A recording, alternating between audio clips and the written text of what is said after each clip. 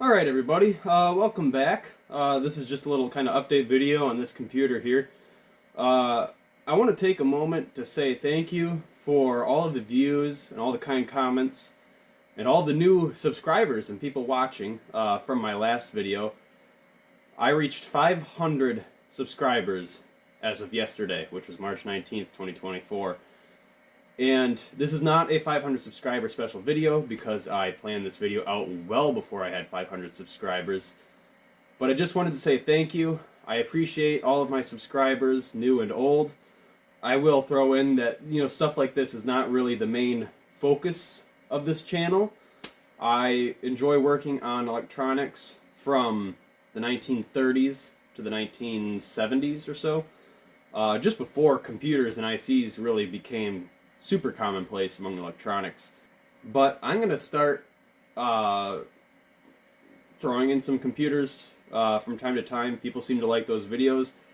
I like working on computers, or I'm kind of like learning about it. I will admit that I don't know a whole lot about computers, but I'm willing to learn, and it's something to do. It's kind of fun. This is just kind of like a 20 days later, after getting XP set up on this thing. How's it been working? Well, I've been using this computer quite a bit. Say maybe a couple hours a day, maybe more like an hour a day. Just kind of mainly for fun. And it's held up pretty nicely. It does have some quirks, and we'll get into those in a second.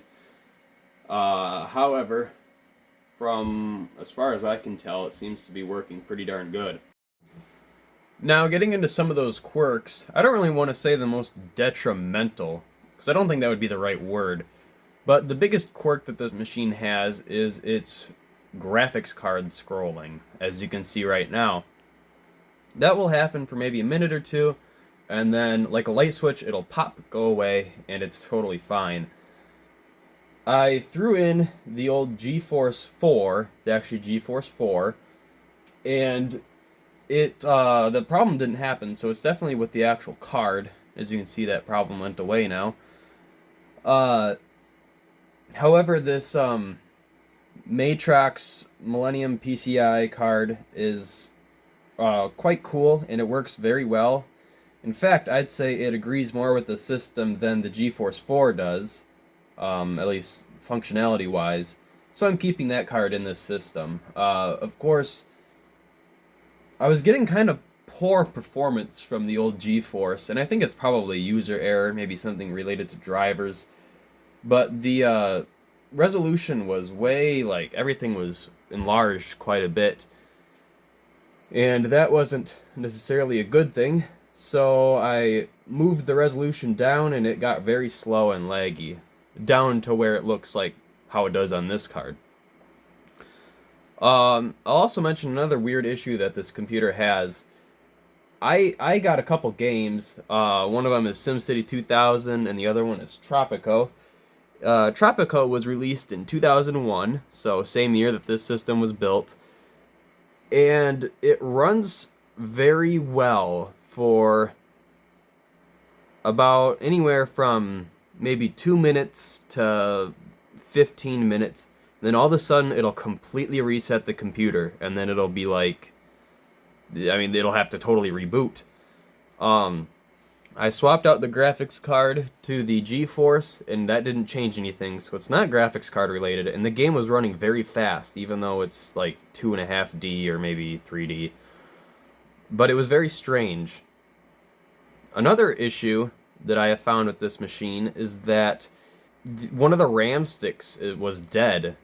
This machine came with 1.5 gigs of RAM, 3 sticks of 512, and one of them is dead. I don't know if you noticed in the last video, when it posted for the first time, it only counted 1048 megabytes, or just over, I guess, 1 gigabyte. So that was solved. I just removed that other stick, which is kind of a bummer, but oh well. 1 gig is more than enough. This system doesn't really ever use more than 150 megabytes at a time, even while gaming. Other than that, it's been a pretty decent system. I think I really lucked out for $12, and if I was a scrapper and I was, you know, salvaging all the parts off of this, ripping it apart, and reselling everything individually, then it would have made a great investment.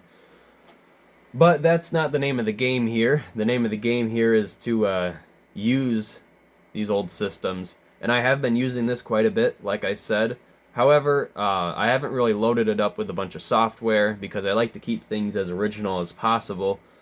So there's a couple games installed, but no like weird bloatware or anything like that. And I guess that's easy to avoid when you are not connected to the internet and don't plan to connect to the internet. I'll mention another weird little quirk with this computer is that none of the onboard sound card things work. So what I did was I installed, quote unquote installed, a sound card that's outputting using USB to 3.5-inch jack. And that works pretty well. I don't know why the sound cards, plural, aren't working that are on board, but I mean, whatever works really. And that seems to work pretty well.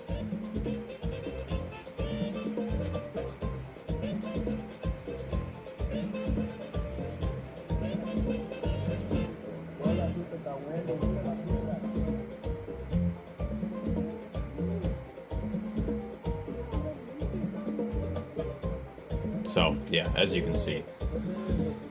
I'll correct myself in my last video. I said that the processor, like this is like 3/4 of the way in through the video, I forget the exact timestamp. But I said that everything on this system was released in '99. That was a mistake on my part, because everything in this system, at least the onboard, the chips on the motherboard, were all released in 2001, and they're all manufactured in 2001. However, I was confusing myself because the processor die has a copyright stamp of 1999 on it, or just 99. And that's why I was a little confused there. I'm going to see if I can trigger this system into the restarting thing. I mean, it runs great, but even with that 29-year-old graphics card, it'll just restart at random. Totally unprovoked. I'm gonna keep on this and I'll start recording when it eventually flashes out. Another little thing here, and this isn't really related to the system that I bought, but more so this monitor. This monitor is a 1997 IBM color 13-inch monitor. It was a Curb Alert ad on Facebook. And in the photo, you could only see a side view of the monitor. This monitor is very blocky back there, so of course that got me excited. I went to go see what the monitor there was all about, and to my surprise, it was an IBM, and that really got me excited because I love old IBM stuff. So I took the monitor home. This monitor worked right away. However, there's a strong however on this. It has screen burn and a lot, and I mean a lot of hours on it. This monitor is very dim. It looks way better on camera than it is in real life. Jack the brightness all the way up. It's pretty washed out. I like to keep the brightness down to try to preserve it. In contrast, I mean, you can totally black it out, so yeah. I mean, it works for now, and it works good enough, so I will keep it.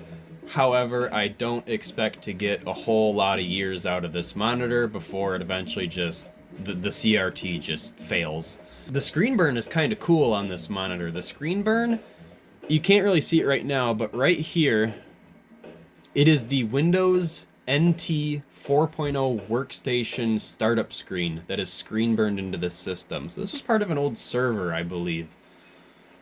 That's kind of cool. It matches right along with when this monitor was built. I believe that OS came out in 1996. In fact, I actually have a complete copy of NT 4.0, both discs and the floppy disk for it. That I found in, again, a garbage pile at work. And I asked if I could take these. They were going to be thrown away. And of course, I got to keep it. What is this? When it boots up and it posts, it shows the CPU temperature, and the CPU is not hot. It's 120 degrees Fahrenheit. And that's Fahrenheit, not Celsius. So it's not overheating. It's not a problem with that. I think it's probably just the power supply being stupid, which should be easy enough to replace. It has to either be recapped or replaced sometime, because I don't trust a nearly 25-year-old power supply that was cheap in 2001 and probably pretty baked as of 2024. I forget if it was a 200 or 300 watt power supply. I think it was a 300 watt power supply. It gets warm, not dangerously hot, but you can feel where it is on the case if the computer's been running for a while. It has its fan, its exhaust fan works great, it's not clogged up with dust or anything. It's just a garbage power supply. Oh, what is this?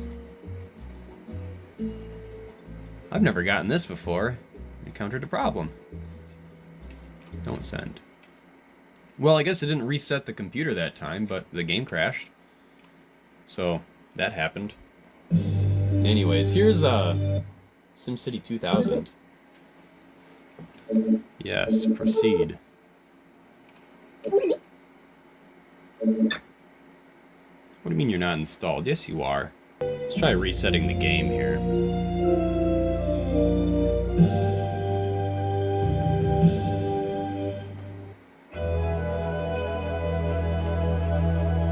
Look at that resolution. It's a little box.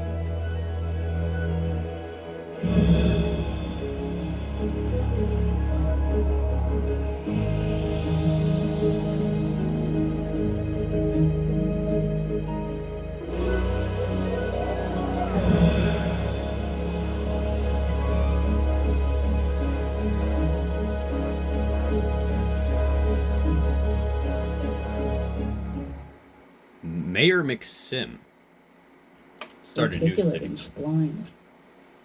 Yes, new city.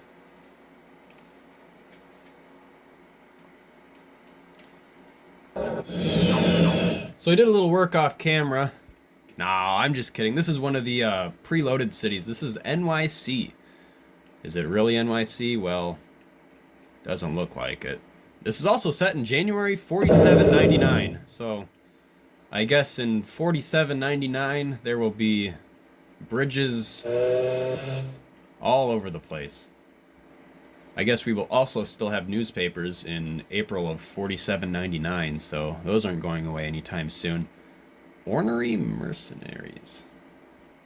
Another thing that this computer does very well is solitaire, of course, because I think even my own brain power can probably run Windows Solitaire. But yeah, it's made for a pretty decent, just kind of general gaming machine, I guess.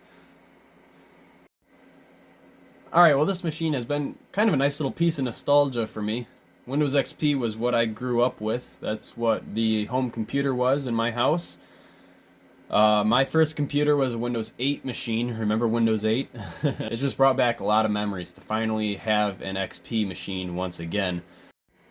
Just a little side note here, post-recording, I was getting some questions or comments about this old printer. This is a, I believe like sometime between like 1988 or 91 or somewhere around there. This is an old HP DeskJet 500C printer.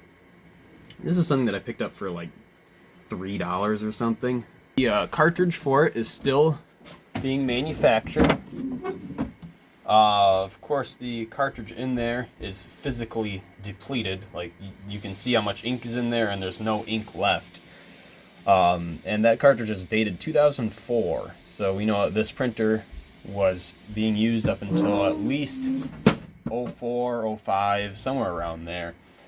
It also has an early, like, interwebs printing feature, where you could pull these two things out, you could slide a modem right in there and then print from, I guess, not a hardwired connection, which is kind of neat, or at least hardwired using a printer port connection. Probably still had to use the phone lines or whatever. Just kind of a neat old office printer, and we're going to try to test this. I actually have the printer setup wizard over here with the correct printer on it. It's an HP DeskJet 500C. And we are going to try to use this. I don't know if this printer works, so the test page is now being sent to the printer. It may take a minute or two before the page is printed. If the test page is printed, click OK. If it did not print, click Troubleshoot, is what this message is telling me. So we're going to wait here. And there's our cartridge there. And it did nothing. Shocker. I don't know if maybe this has some sort of sensor for the print cartridge where it won't print if it's like empty or what, but that wouldn't be super surprising, so I'm guessing that it's not going to do anything, which is alright. I mean, I'm going to try to get that ink cartridge. I know that they still make them, and we can see if it does anything from there, but it's kind of a bummer that it doesn't at least try to print. Well, I hope you enjoyed that little kind of long-winded rant, almost, about how this old PC's been running. It runs pretty good. I'm very satisfied with how this went. I was a little nervous going into it because I am not good with computers. I've never really worked on computers. I don't know anything about computers, I would go as far as to say. But it's been a nice look into this system and computing of this era. I'm happy with how this went. Future plans for this machine would be to change out the capacitors, probably just change out the power supply. I don't want to deal with having to recap it, even though recapping things is kind of my specialty. All in all, this system, like I said, it's been running pretty good. I want to figure out why the graphics card is acting kind of weird upon like first startup when the screen is doing that weird scrolly business. I don't quite like that. And I also want to figure out why Tropico is crashing, because I don't really like that either. Probably power supply related. But, I mean, I'll look into it. If you guys have any insights to how I can fix these issues, leave them in the comment section down there. Oh, I'll also add that that RAM problem. How this only has a gig of RAM versus 1.5 gigs. That's fine. Whatever, you know. I'll take it. It's a $12 computer plus $20 shipping. It was hardly over $30 as a whole, so I'm not going to be complaining. I want to say thank you again for helping me reach 500 subscribers. I never thought that I would grow this big, at least up until about a week ago. I thought my channel was just kind of the 50 subscribers a year. You know, whatever happens will happen. But here we are, 500 subscribers. Tell that to myself back in 2017 and I would probably laugh, thinking that would never actually happen. Even as far as like a year ago, I'd probably think, well, I'd probably quit YouTube before I'd get to 500 subscribers. A year ago, I think I reached, or 2 years ago, I think I reached 200 subscribers. And I've been uploading videos for almost 7 years now. So it's been a slow climb. It's been a good climb. Gained a lot of reliable, nice fans along the way. Like I said before, I appreciate all my subscribers, all my fans.